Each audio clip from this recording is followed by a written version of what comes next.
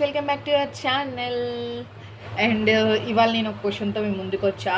Aptitude A is 40% less than B and C is 40% of the sum of A and B. The difference between A and B is what percentage of C?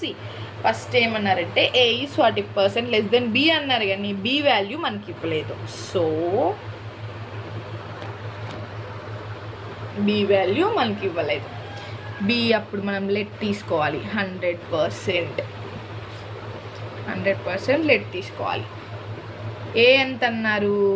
100% less than 40 అన్నారు. 100% into 40 0000 equal to 40 అంటే 100 - 40 equal to 60.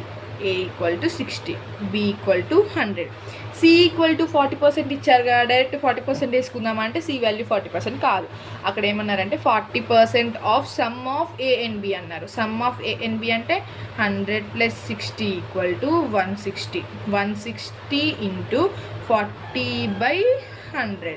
0కి 0, 0కి 0. 16 4 = 64.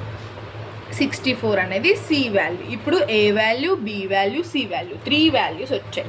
ఇంకేమన్నారు క్వశ్చన్లో అంటే the difference between A and B is what percentage of C. Difference between A and B అంటే 100 - 60 equal to 40. What percentage of C అన్నారు. Percentage అంటే by కదా, ఇప్పుడు సి అనేది సి వాల్యూ అనేది బైలో ఉండాలి. పర్సెంటేజ్ అంటే ఇంటూ 100. ఓకేనా? ఇప్పుడు మనం క్యాన్సిలేషన్ చేద్దాం. 2 3s 2 2s 2 2s 2 0s. 4 టేబుల్లో డైరెక్ట్ పోతుంది కదా. 4 8s 32. 4 5s 500/8.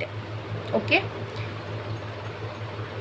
ఇక్కడ 4 2s 4 1s 4 4 2s 8 125.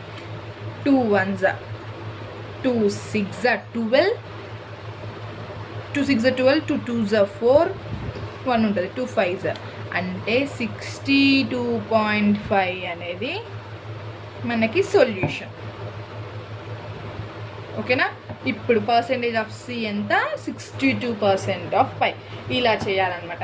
ఇంకా మీకు మంచి మంచి ఎక్స్ప్లెనేషన్స్, మంచి మంచి క్వశ్చన్స్ కావాలంటే మన ఛానల్ని సబ్స్క్రైబ్ చేసుకోండి. వీడియో నచ్చితే లైక్, షేర్ చేయండి, కామెంట్ చేయండి. And thank you for watching. Bye.